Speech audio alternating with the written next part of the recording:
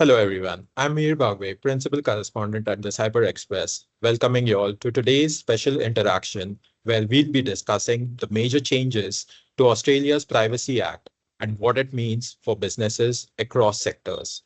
I'm thrilled today to be joined by Madhuri Nandi, a seasoned cybersecurity leader with close to 2 decades of experience in driving robust cyber programs and safeguarding critical data assets. Madhuri is currently the head of security at Till Payments and has previously worked with Woolsworth, where she had led key cyber initiatives. She is also a respected thought leader in the community, a Women in Security Award nominee, and creator of ITsecurityawareness.com, a unique framework designed to measure security awareness within organizations. Madhuri, thank you for joining us today. Thank you for having me, Meher. It was glad for me to have here to talk about what changes Australian Privacy Act has brought in and what it means for organizations, leaders, and much more for cyber community at large. Perfect. Excellent.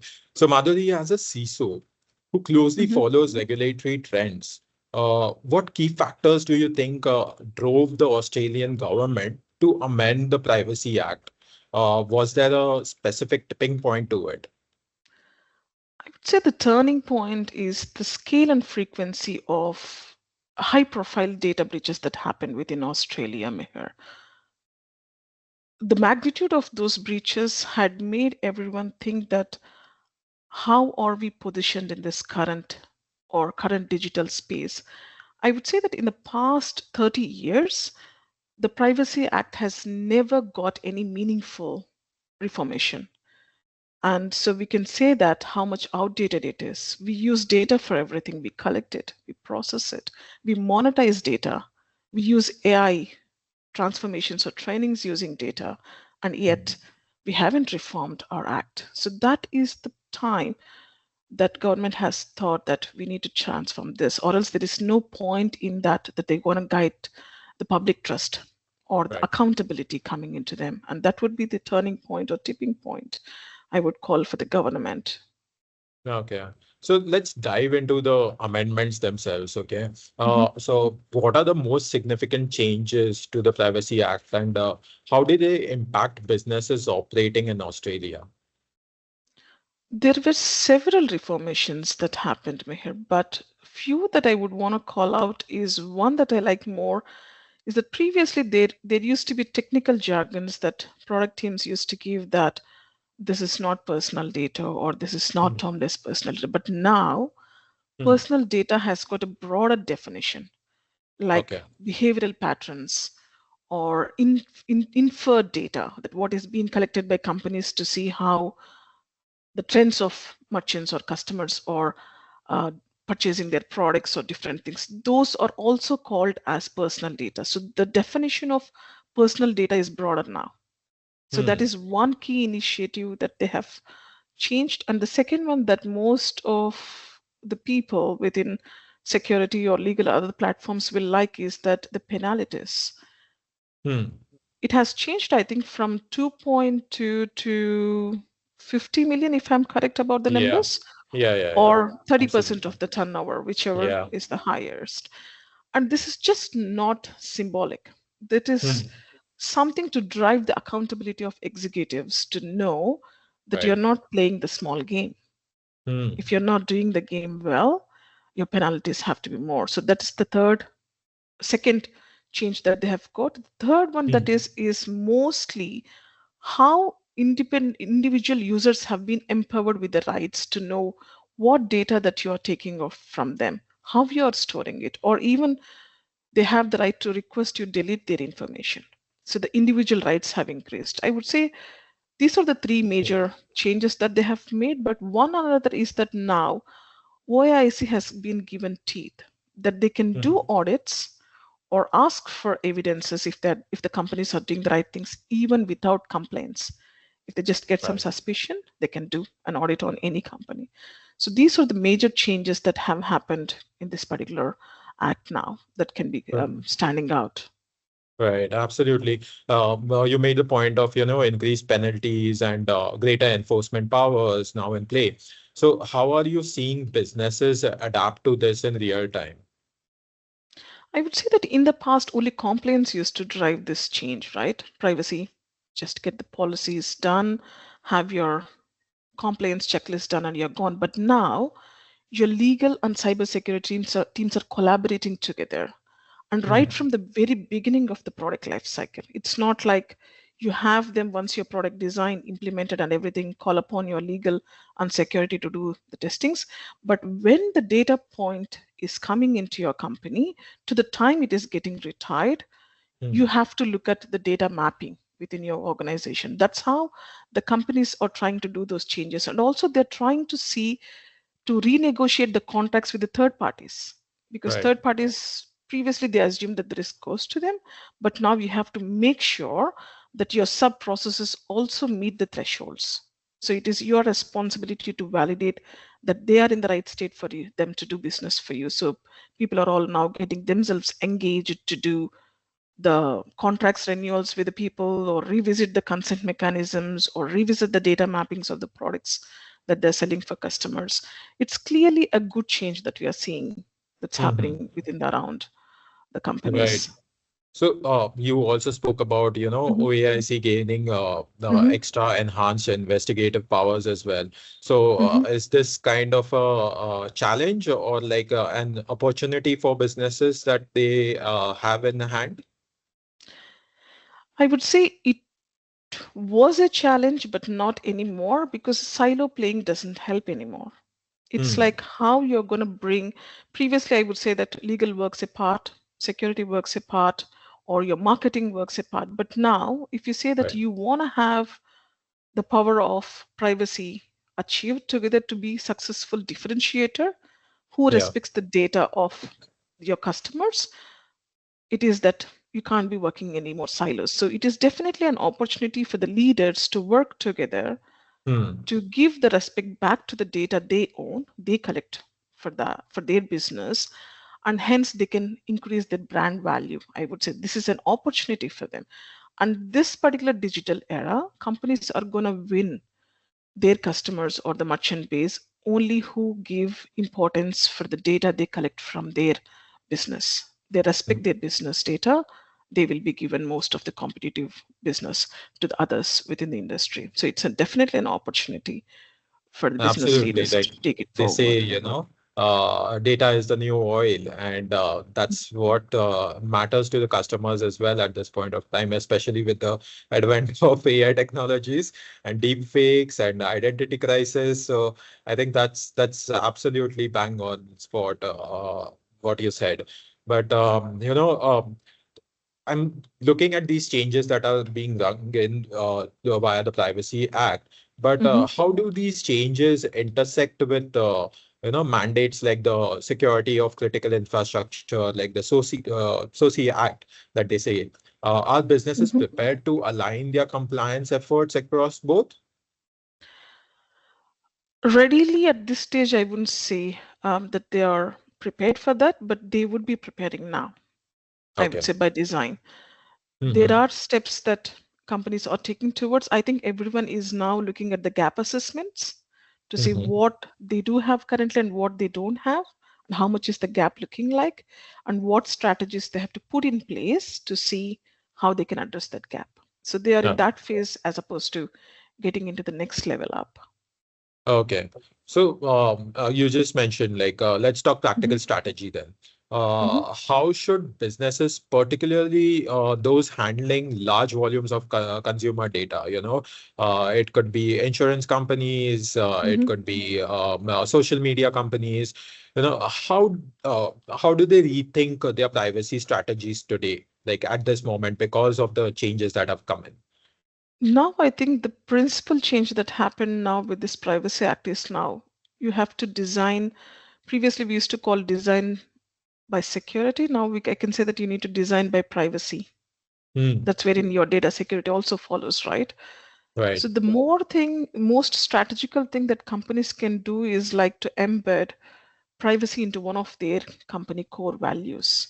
Hmm. That it's just not treat privacy as a policy enabler or a risk function, but train their own team members or vendors and speak to them that it is your core value of the business privacy going forward, and that you embed privacy by design at the entry level on how Hmm. you're going to deploy your product, how you're going to design your product.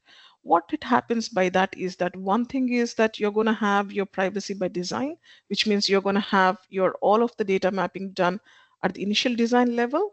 And Right. now you're going to business and echoing that it is your core value to protect those data privacy things. The reason being that most of the business that you're doing runs by the values that you operate your business on. And when you speak that you one of the core values is privacy, your Yeah. customers will appreciate it.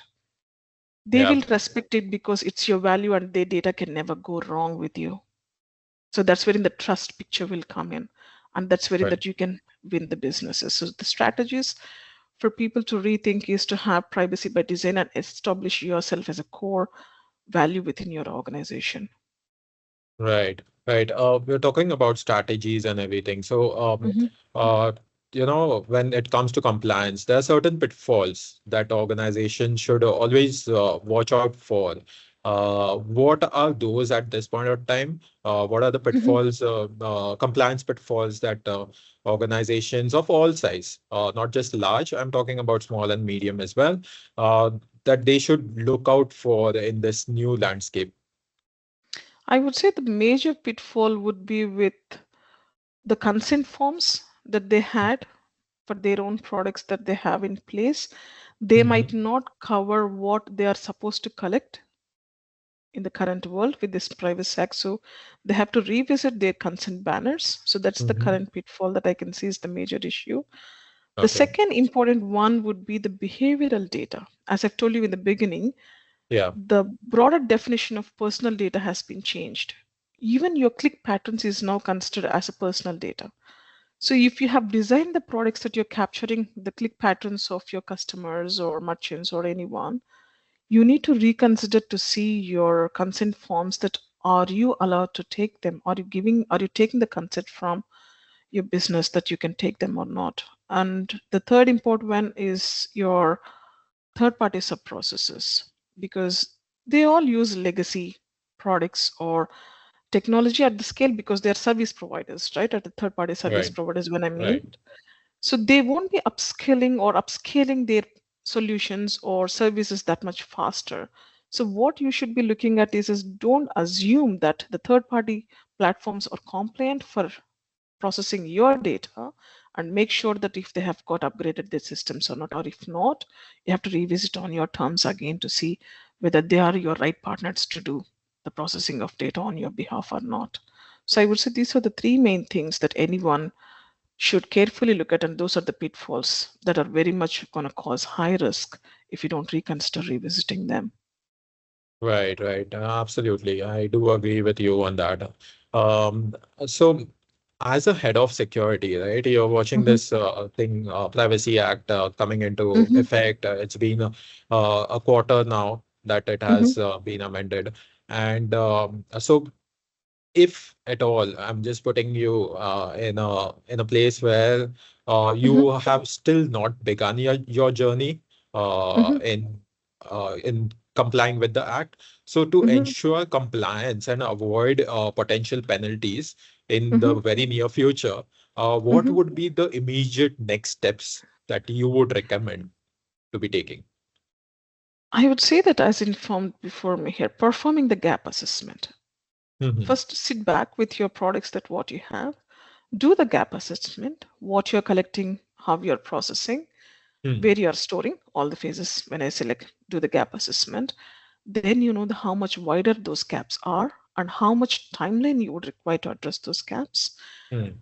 And that's when you can start your journey. You have to be transparent again during whole process of your gap assessments to implementation with your customers, Hmm. that at what stage what is going to happen. You need to Right. present this particular journey mapping to your customers as well, and you need to have a risk based discussion with your leaders or at the board level, I would say, because it's just not that you now know that act has changed and you would want to transform it, and it might take down the line of an year or 18 months or 2 years based on the larger the data that you hold, right? Or how the Right. data flow is happening between you and third parties, calling it out, calling the risk out, measuring the risk out, informing your customers on how you're going to Mhm. take them towards this transformative, because anything cannot happen in one click of a day. Right. Will make sure that your customers will follow with you. It's not Okay. something that you can do in one day or in one sprint. It is over the sprints and over the projects. So you just need to have an end-to-end planning done and then be transparent with business, with the leaders, and with the customers. That is one Yeah. piece of advice I would give. Start with the gap assessment so you know how much of um, gap that you have to address. And second easy tip that I would give is like in the gap assessment phase, when you think that you're having a lot of data, be it is for Mhm. analytical purposes or just for the sake of you had a form within your product that just collects everything for no purpose, revisit the requirements and drop those data that is not required for you. Data is currency these days. So don't Right. keep the data that is not needed for you. Mhm. That's what I would say. Yeah, we are talking about, gap assessment and other things about Mhm, which requires a little bit of manpower as well, right? You need those mhm. resources. Larger enterprises do definitely have those resources, but not every company does have. And I'm talking when I'm talking about this, I'm talking about smaller Mhm, businesses, especially or mhm. startups that they how do they ensure that they remain compliant under the new rules, because their journey would be different from what larger True. corporations have, right? So how do they address this? I would say that for them, I would start instead of taking a full blown gap assessment to look at the entry points of data and exit points, like where data is coming in and where it is leaving, to just log those two in particular, and then look at internal movements. How is it happening? Who is having access to? What third parties are getting access to? So that way, you know your entry and exit point, and then you Mhm. can work out what is happening in between. So instead Right. of doing like complete mapping of your cloud or your on-prem, however the SMB is currently implementing their solutions, look at entry and exit points and have a tight perimeter security on to see what is happening there. Mm. Limit your input, what is happening at the entry points, and at the exit points, how you're exiting the data or who is having access to the data. That way, you're reducing your risk of the data that you currently own, and then you take your remaining sprints on seeing revisiting your product pipeline, data pipeline, your security pipeline one at a time. So, but entry and exit have a perimeter security, I would call. Mhm. Right. Any piece of word of advice for smaller businesses in that matter? Like I know there are a couple of organizations that help smaller businesses with regulatory and compliance implementation. So, do you think that depending on them is also something that smaller organizations can do, smaller businesses? True. There are a lot of frameworks now available within Australian OAIC or ACS that you can download from the assessments, and then you can conduct it yourself, or even the government can help you having some services offered freely for you to take up. But I would say Mhm. that do one thing favor for yourself is that have the trust strategy created. Hmm. That's the one advice that I would give. Change your Okay. culture from implementing the product and then relooking at the data mapping or the security controls on top of that. Get your legal team and security team in the first call that you're going to Hmm. design the product journey.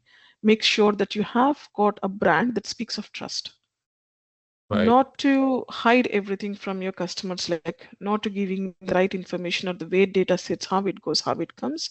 Make use Right. of the free resources that are available and make yourself useful by getting legal and security together within your product discussions at the very early stage.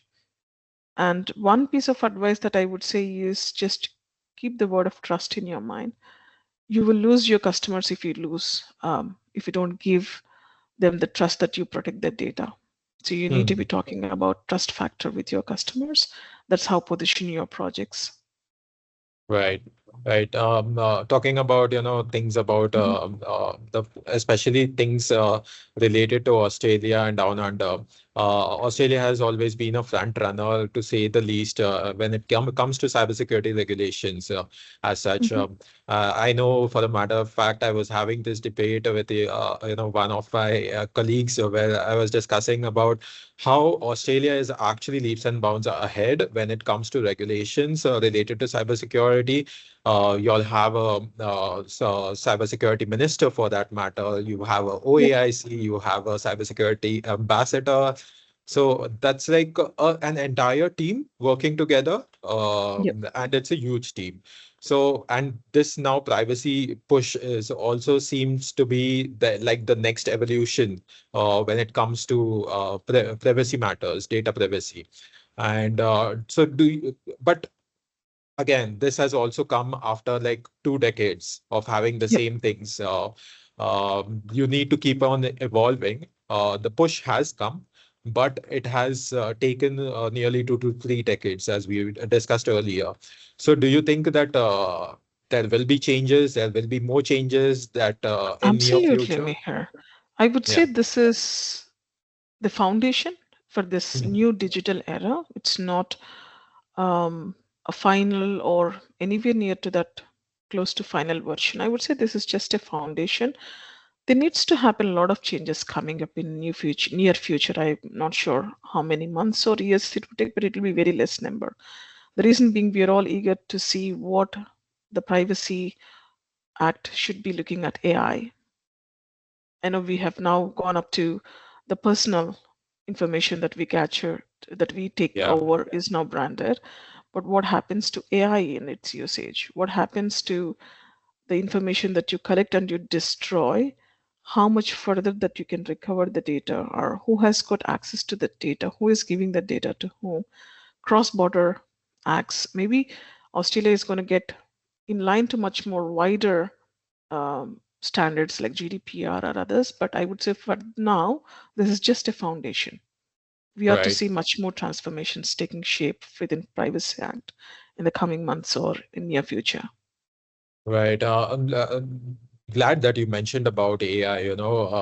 Recently the trend about Ghibli style art is going on, and the debate is going on around the globe. But no one really is talking about the privacy issues over there. The images are being collected, wide range of images. They Yep. have a lot of labels, tags, the metadata that has been collected with that. So, you think we need to actually be bothered about that as well? Because no one really seems to be doing that. Everyone is like, I know it's the age of social media, and Hmm. you'd like to just get onto the bus of, the latest trend that is going on. But how do we protect ourselves when it comes to privacy, especially when it comes to things like these? Correct. Images and personal data being collected. I know many of us know about deep fakes and how your image can be used for Yeah. different purposes, but yes, now they have got large database of personal pictures that's collected by that particular AI. I know it is still, as I've told you, as we were discussing in the beginning of the recording, that yes, it takes time to take steps. But before that, and when the act comes, what changes between these two time stamps is that logical thinking.